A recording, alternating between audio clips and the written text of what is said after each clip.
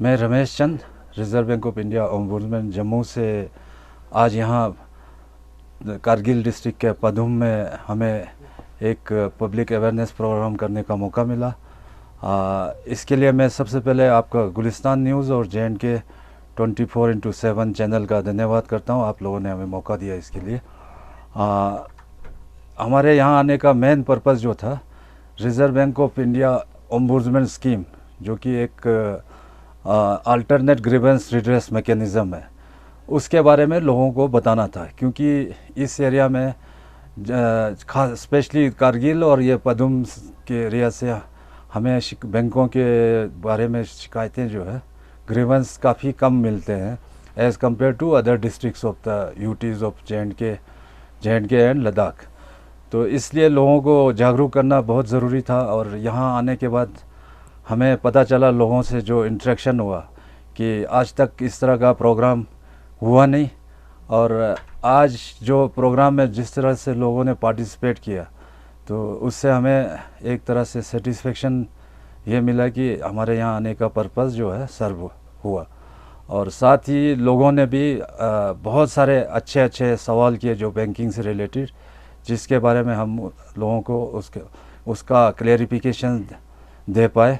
और आगे भी हमने हमारे डिटेल्स जो है कंप्लेंट मैनेजमेंट पोर्टल के बारे में, फ़ोन नंबर, ईमेल सभी लोगों से शेयर किया। आप लोगों के माध्यम से भी मैं लोगों से ये कहना चाहूँगा कि आप कभी भी किसी तरह की बैंकिंग से संबंधित कोई आपको दिक्कतें आती हैं, तो हमें उस पते पे जो है यहाँ बैठे बैठे इंटरनेट के थ्रू कर सकते हैं शिकायत, जिसके बारे में आपको इमीडिएटली एक्नॉलेजमेंट मिलेगा और बाद में रिप्लाई भी प्रॉपरली टाइम बाउंड मैनर में मिलेगा।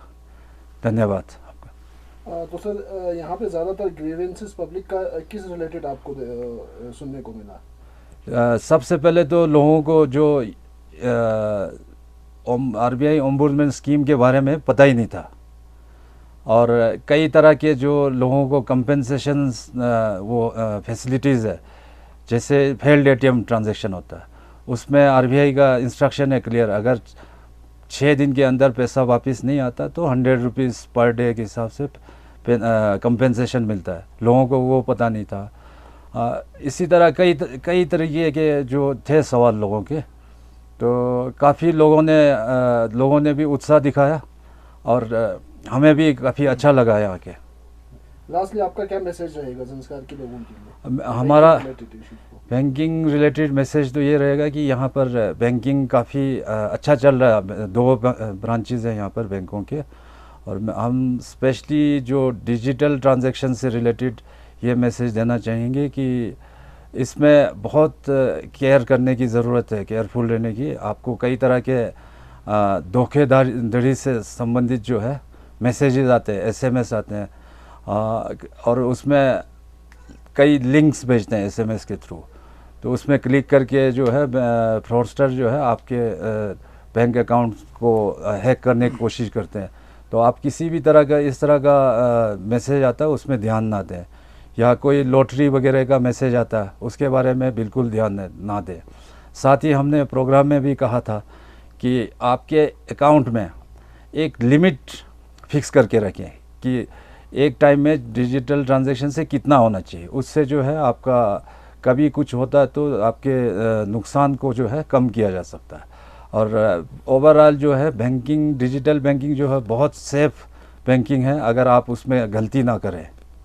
तो सर, ऑनलाइन ट्रांजैक्शन के लिए आप सबसे सिक्योर ऐप आप किसको मानते हैं सर? ऐप हाँ सर। नहीं, जितने भी बैंक्स प्रोवाइड करते हैं जो ऐप्स जो है सारे सिक्योर है।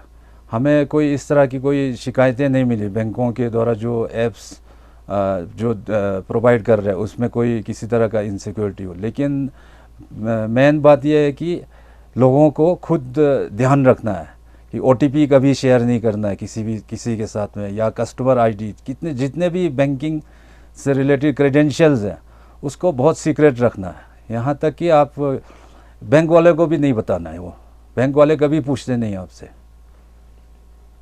इतना स्ट्रांग बनाए ताकि वाकई में लोन के उसमें डिले के चक्कर में उनका लोन या उनका जो काम करने का जज्बा है वो मर न जाए।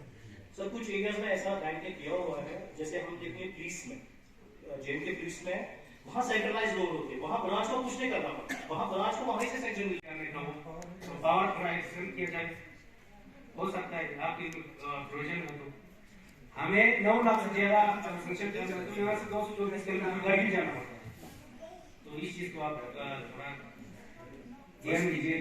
तीसरा है सर एटीएम, जो बच्चे से लेकर बड़े को तक मतलब 500 से लेकर करोड़ों ट्रांजेक्शन करने वालों को जरूरत होता है। अभी आप लोगों को बोला 500 पॉपुलेशन के लिए आप ब्रांच खोल सकते हैं, यहाँ पे ऐसी चीज है, काशा ब्लॉक है, टोल है, डूंगा है, इन जगहों पे आप एटीएम इशू कर सकते हैं। एक दूसरा तो टाउन में रिसेंट एक नया एटीएम खुला है, एटीएम का काफी अभी टाइम भी जहाँ मुझे लगा 9 बजे रात 9 बजे से बंद हो जाते हैं, अभी है टूरिस्ट का सीजन है, 10 बजे पहुंचता है, 11 बजे, तो इसका टाइमिंग थोड़ा बढ़ाया जाए और इसका सर्विस बेहतर से बेहतर किया जाए। Thank you. ऐसे हमारे साथ जो है, हमारा एक स्टाफ था, उसका सैलरी जो है ना रॉन्ग अकाउंट नंबर से किसी और के उसमें चला गया और उसने तुरंत निकाल दिया सैलरी, खर्चा कर दिया, उसके बाद बिल्कुल नहीं मिला वो पैसा। और जो बंदा जो है ना जिसके अकाउंट में गया उसने तो निकाल दिया, खर्चा भी कर दिया, अब उसके बाद उसको वापस करने का पैसा था ही नहीं, उसके इसमें कौन सी बात? इसमें मुझे लगता है इस तरह के शिकायतें हमारे पास काफ़ी आती है।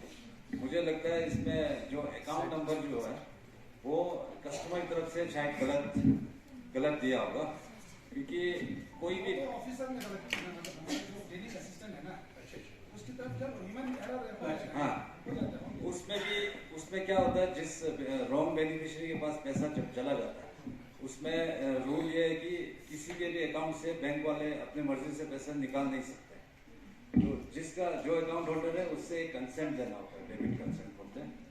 तो अगर वो डेबिट कंसेंट नहीं देता है या पहले ही पैसा निकाल देता है तो उसको रिकवर करना मुश्किल हो जाता है, क्योंकि मेन गलती जो है इसमें कस्टमर की है, जो आपकी आप उसको पहले 50,000 मत भेजिए, उसको सिंपल 50 रुपए भेज दीजिए।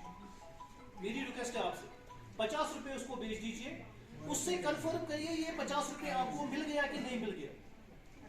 ये पूरी डिटेल अपने मोबाइल पे सेव कर लीजिए और आपको फिर उसी पे ट्रांजैक्शन करके उसको पैसा परफेक्टली मिल जाएगा। आप पहले 50,000 की ट्रांजैक्शन नहीं कीजिए, पहले 50 रुपए की ट्रांजैक्शन कर लीजिए। एनपीसीआई ऑर्गेनाइजेशन के साथ जुड़े और वो उनका प्लेटफॉर्म यूज करके वो पैसा फैसिलिटेट कर रहे हैं, ट्रांसफर कर रहे हैं।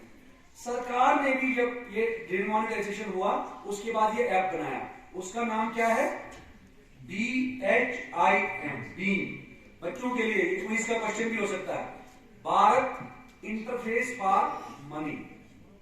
मैं अपने खाते में बीम ऐप ही यूज करता हूं। मैं आपको अपनी बात बताता हूं, मैं भी बैंकर हूं और मैं भी कस्टमर हूं किसी बैंक का। हमारा खाता रिजर्व बैंक में नहीं है, क्योंकि रिजर्व बैंक किसी कस्टमर का खाता नहीं खोलता। हमारा खाता भी प्राइवेट बैंक में है, हम भी उनके कस्टमर है, हमारे साथ भी ये हादसा हो सकता है। तो जब हम भीम से पैसा भेजते हैं उसमें वो अकाउंट नंबर के साथ नाम अपने आप उठाता है, क्योंकि वो किसी बैंक की एप्लीकेशन नहीं है, वो तो सरकार की एप्लीकेशन